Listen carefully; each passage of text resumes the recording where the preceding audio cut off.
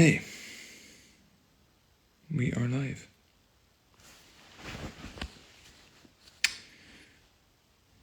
Hey folks. How you doing? Sorry I'm late, as always.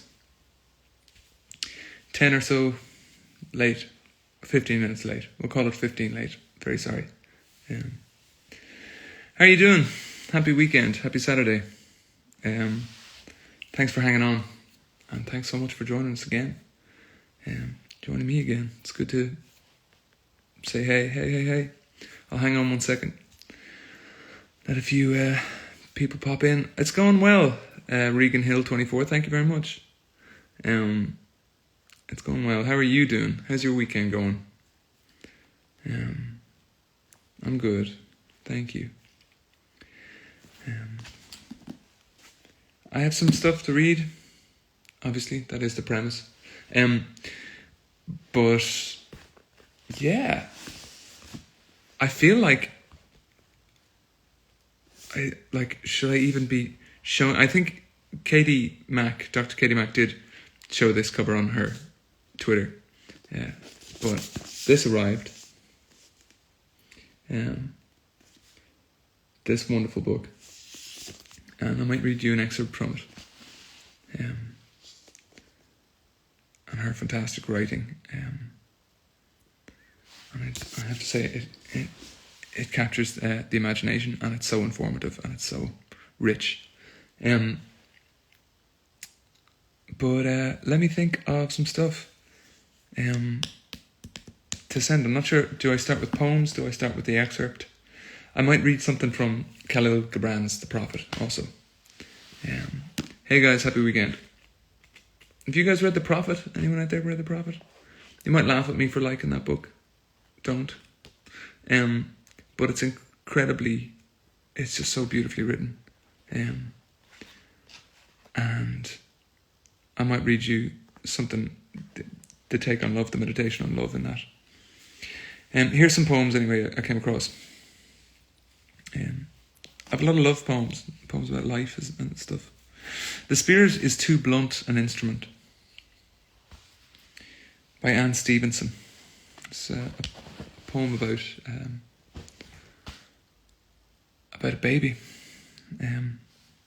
about a newborn. A friend of mine, actually, a friend of mine's sister, or somebody I do know, has good news, and that I believe they're expecting a child. So, congrats to them, if you know who you are, if you ever see this. The Spirit is Too Blunt an Instrument. It's always good news. Anne Stevenson. The Spirit is too blunt an instrument to have made this baby. Nothing so unskillful as human passions could have managed the intricate exacting particulars, the tiny blind bones with their manipulating tendons, the knee and the knuckle bones, the resilient fine meshings of ganglia and vertebrae in the chain of the difficult spine. Observe the distinct eyelashes and sharp crescent fingernails, the shell-like complexity of the ear, with its firm involutions concentric in miniature to the minute ossicles. Imagine the infinitesimal capillaries, the flawless connections of the lungs, the invisible neural filaments through which the completed body always answers to the brain. Then name any passion or sentiment possessed of the simplest accuracy. No desire or affection could have done with practice what habit has done perfectly, indifferently, through the body's ignorant precision. It is left to the vagaries of the mind to invent love and despair and anxiety and their pain. Anne Stevens, The Spirit is Too Blunt an Instrument.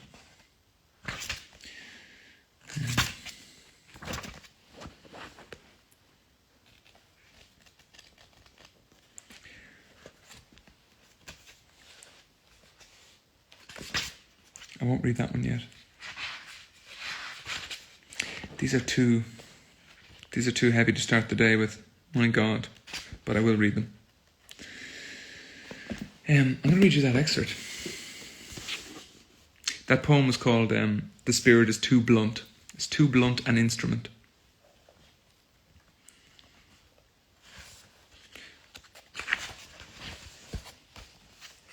This is from Katie Mack's The End of Everything, Astrophysically Speaking. And I'm so delighted and I'm so honoured to have an early copy of this. And this is taken from the heat death section. And it is a piece called The Slow Fade to Black. Now just before this, I believe she explained how dark energy in the universe is one of the forces that is causing the universe to expand and for everything to move away from itself, from each other, I should say. And not only move away from from themselves, the universe to expand and put distance between all objects, but that action is accelerating, as it were, and dark energy is behind that process. I could be completely wrong in that summary. The slow fade to black. The assertion that dark energy ruins everything is not an overstatement. A universe whose expansion is accelerating is paradoxically one in which the influence exerted by the things in it is shrinking. Distant galaxies being dragged out of the Hubble radius, that is what we can see with the Hubble telescope, by cosmic expansion, will become lost to us. Galaxies whose distant past we can see now will slowly fade into darkness, like ancient decaying photographs. In our own cosmic neighbourhood, after the Milky Way and Andromeda merge, our little local group of galaxies will become more and more isolated, surrounded by darkness and the dying primordial light. All across the cosmos, invisible to us, other groups and clusters of galaxies will merge to form giant elliptical clumps of stars, burning brightly in the initial violence of the collisions, but fading eventually to embers, whose glow will never reach beyond their pool of expanding, emptying space. Eventually, each new dying supergalaxy will be utterly alone.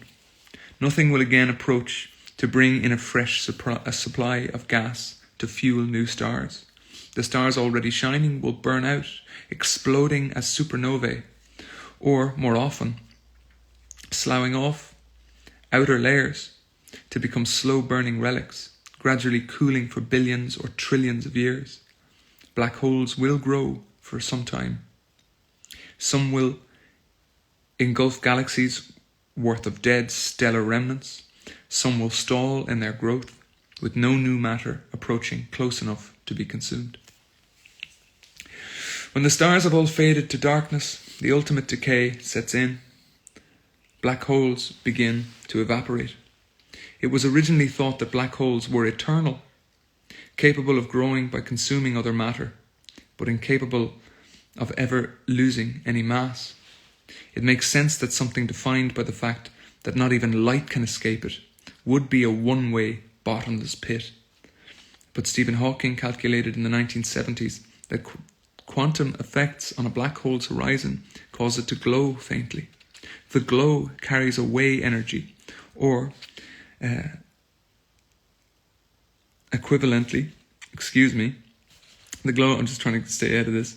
The glow carries away energy, or equivalently, mass, and the black hole shrinks. This process goes slowly at first, and then faster and brighter and hotter, until a final explosion and disappearance at the end.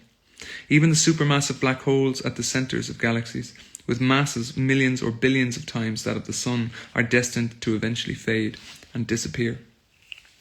Ordinary matter, the stuff making up stars and planets and gas and dust, suffers a similar, if less dramatic fate.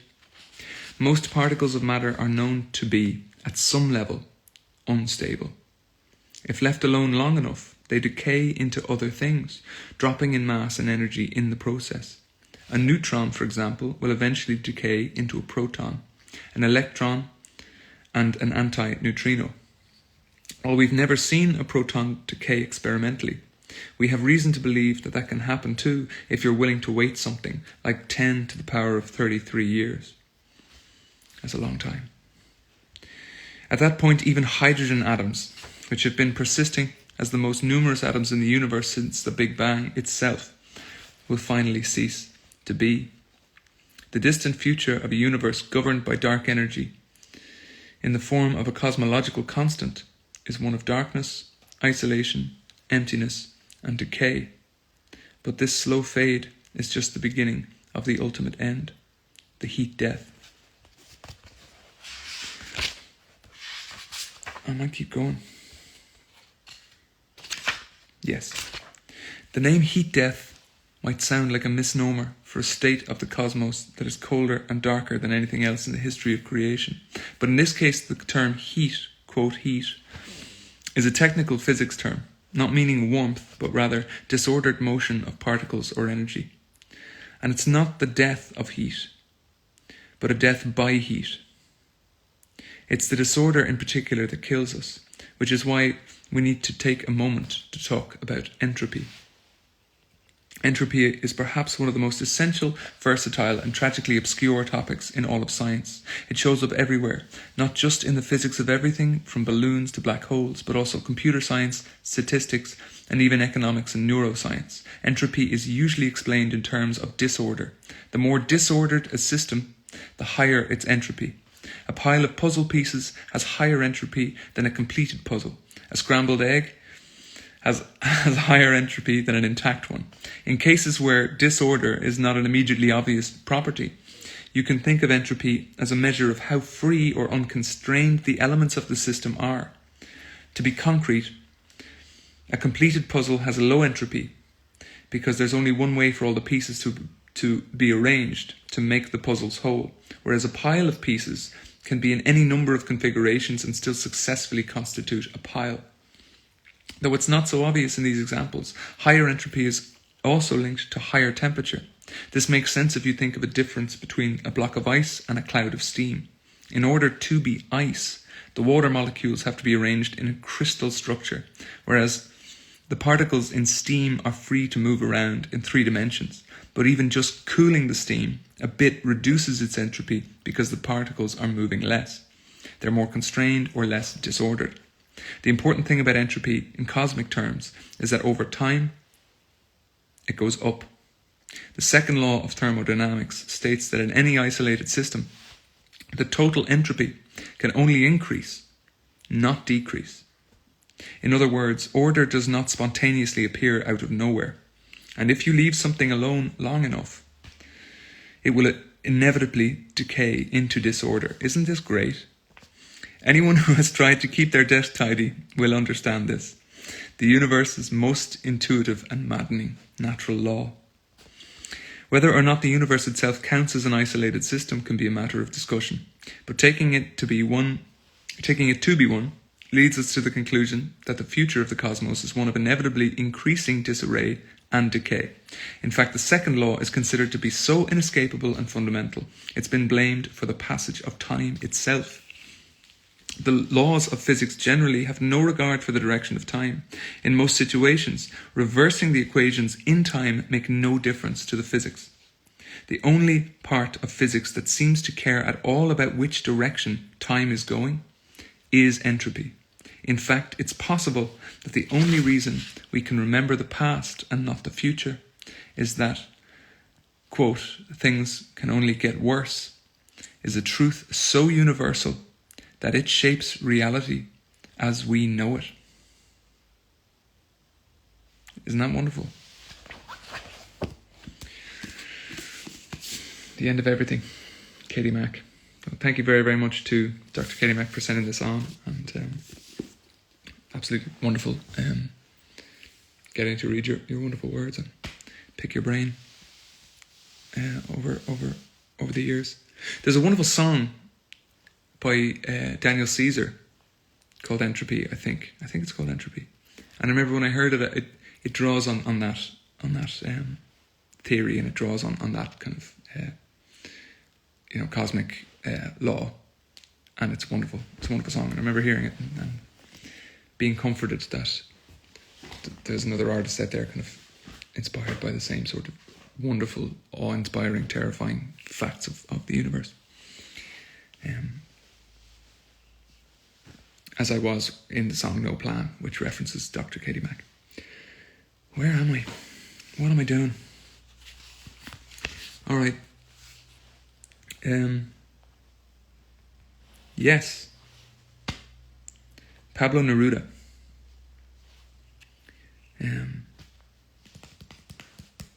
I suppose Laddie, being called Laddie, your whole album is Entropy inspired. I suppose it is, yeah. And the worst is yet to come, I promise you that. 100 Love Sonnets, Pablo Neruda, 17.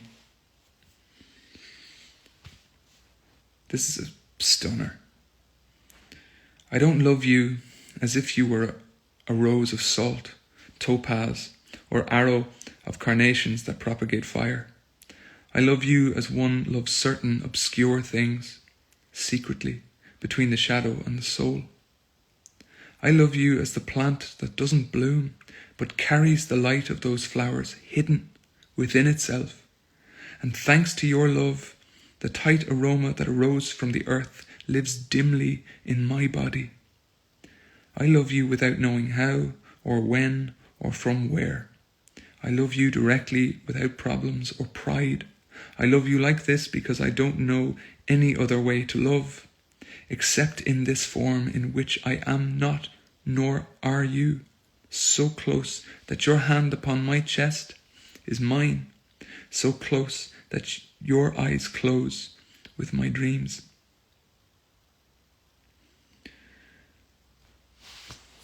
It's a bit of a quick segue there to such an intimate poem, but there you have it.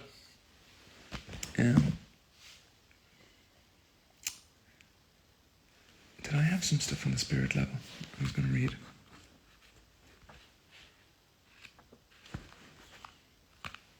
I won't read that just yet. I'll probably stay on the theme of love, I suppose. If you'll suffer it. Will you suffer more love poems?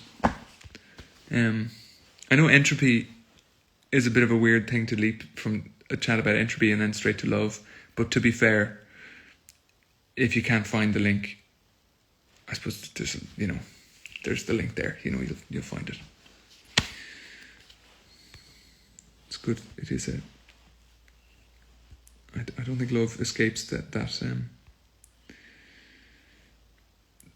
law, as it were, of thermodynamics. I'm going to read you from The Prophet. I was given a copy of The Prophet years ago by a good friend, and it was of such comfort on the road. It's Khalil Gibran, or is it Gibran? I'm not sure. And he was New York based, I believe, at the time when he wrote it in the 60s. But it draws on so many different traditions of religion and sermon, and a lot of kind of the book itself is essentially a series of poems, and they're meditations on different things to do with life. And I suppose the conceit of the story is that it's this prophet is speaking to this village before he leaves, and everybody's asking him, listen, before you go, everyone's very sad that this man is leaving. Tell us about this, tell us about that. It's quite sweet, and there's he draws on a lot of different traditions of philosophy and faith, and puts together this stunning collection of meditations on love. Then said Almitra, speak to us of love. And he raised his head and looked upon the people, and there fell a stillness upon them. And with a great voice he said, when love beckons to you, follow him. Though his ways are hard and steep, and when his wings enfold you, yield to him, though the sword hidden among his pinions may wound you. And when he speaks to you, believe in him, though his voice may shatter your dreams, as the north wind lays waste to the garden. For even as love crowns you, so shall he crucify you. Even as he is for your growth, so is he for your pruning. Even as he ascends to your height and caresses your tenderest branches that quiver in the sun.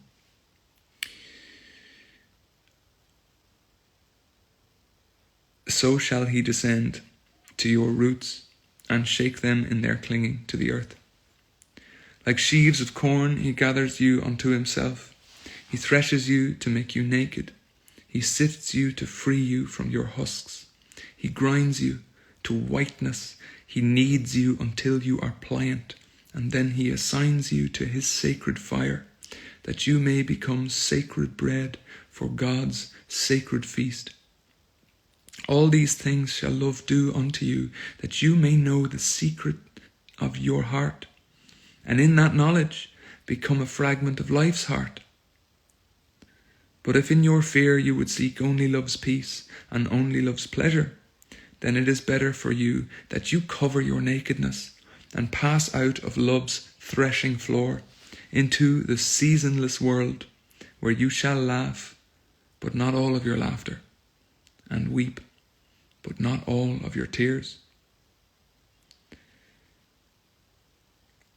Love gives naught but itself, and takes naught but from itself. Love possesses not, nor would it be possessed. For love is sufficient unto love. When you love, you should not say, God is in my heart, but rather, I am in the heart of God. And think not you can direct the course of love, for love, if it finds you worthy, directs your course. Love has no other desire but to fulfill itself. But if you love and must needs have desires, let these be your desires: to melt and be like a running brook that sings its melody to the night, to know the pain of too much tenderness, to be wounded by your own understanding of love, and to bleed willingly and joyfully, to wake at dawn with a winged heart and give thanks for another day of loving, to rest at the noon hour and meditate love's ecstasy, to return home at eventide with gratitude, and then to sleep with a prayer for the beloved in your heart and a song of praise upon your lips. It's quite wonderful. There are kind of paraphrases of that which are attributed sometimes to John Steinbeck as a letter. I think he was kind of drawing from as a letter to his son, I believe, who was away at college. I don't know. It's a really lovely. Give it a read, and there's times I'd read that and I'm not in the headspace for it, and the cynical part of me won't believe a word of it, and there are times where I find the reading of it devastatingly necessary.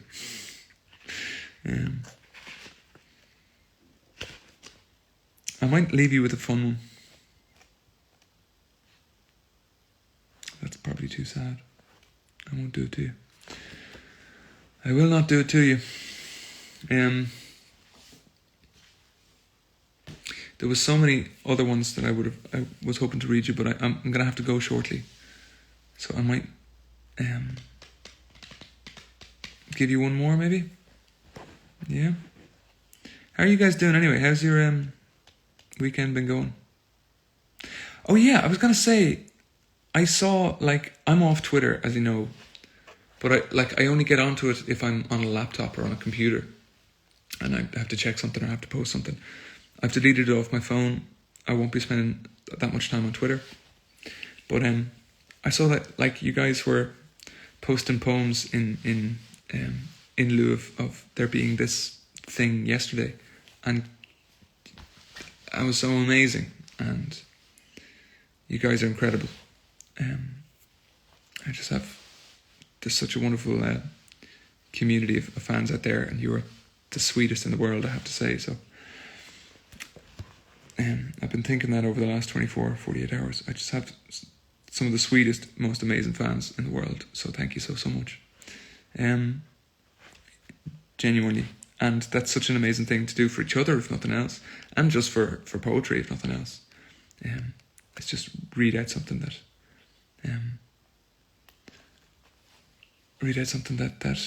brings you joy, you know. Do a bit of that. Do with a bit of that in the world. Okay. And yes, I was going to say before I go, at 8 o'clock or 8:30, if you're in Ireland, there is the tune in for that television event at 8 p.m, 8:30 p.m, which is in support of, it's on RTE, members of live crew, or specifically people who work in the live industry, and it's in support of them, and it's an important time for showing support for people who are working in the arts, working in sectors of culture, but also especially live arts. And if we ever hope to have an industry again, like as healthy as we did, we need to kind of show up now. Anyway, 8 p.m. I'm sure you could see it abroad. Okay, thank you very, very much. I've kept you, and I'm going to start rambling, so I'll stop. Have a wonderful weekend. And I'm going to leave you with this funny one, because I've given you some love poems. Was there another? Anyway, yeah, this is a fun one.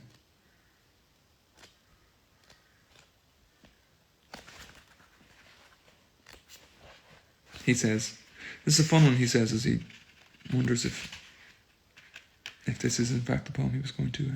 No, I'm going to read you two more. Yeah. This was the one I was going to read. Sharon Olds. This is a poem by Sharon Olds. It's such a stunner. It's called True Love.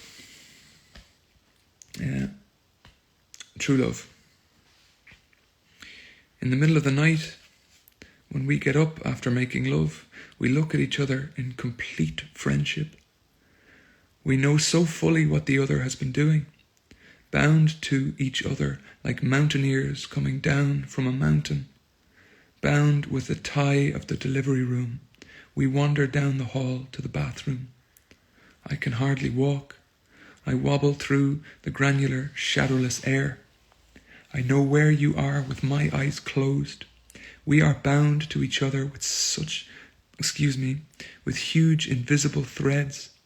Our sexes muted, exhausted, crushed, the whole body a sex. Surely this is the most blessed time of my life. Our children asleep in their beds, each fate like a vein of abiding mineral not discovered yet. I sit on the toilet in the night. You are somewhere in the room. I open the window and snow has fallen in a steep drift against the pane. I look. A wall of cold crystals, silent and glistening. I quietly call to you, and you come and hold my hand, and I say, I cannot see beyond it. I cannot see beyond it. True Love by Sharon Olds. My goodness. Sorry, it paused there for a moment. I was being warned that my phone is dying.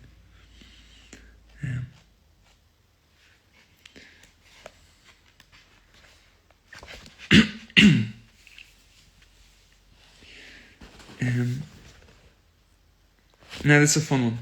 It's from, I believe, an Irish, Rita Ann Higgins. And I will leave you with it. And it is a fun one, just to counter the earnest, heart-wrenching last few poems. Rita Ann Higgins. The did you come yet of the Western world. When he says to you, you look so beautiful, you smell so nice, how I've missed you, and did you come yet? It means nothing, and he is smaller than a mouse's fart. Don't listen to him. Go to Anodown Pier with your father's rod. Don't necessarily hold out for the biggest one. Oftentimes the biggest ones are the smallest in the end. Bring them all home, but not together. One by one is the trick. Avoid red herrings and scandal. Maybe you could take 2 on the shortest day of the year. Time is the cheater here, not you. So don't worry. Many will bite the usual bait. They will talk their slippery way through fine clothes and expensive perfume, fishing up your independence. These are the did-you-come-yets of the Western world, the feather and fin rufflers. Pity for them, they have no wisdom. Others will bite at any bait, maggot, suspender, or dead worm. Throw them to the sharks. In time, one will crawl out from under Thailand.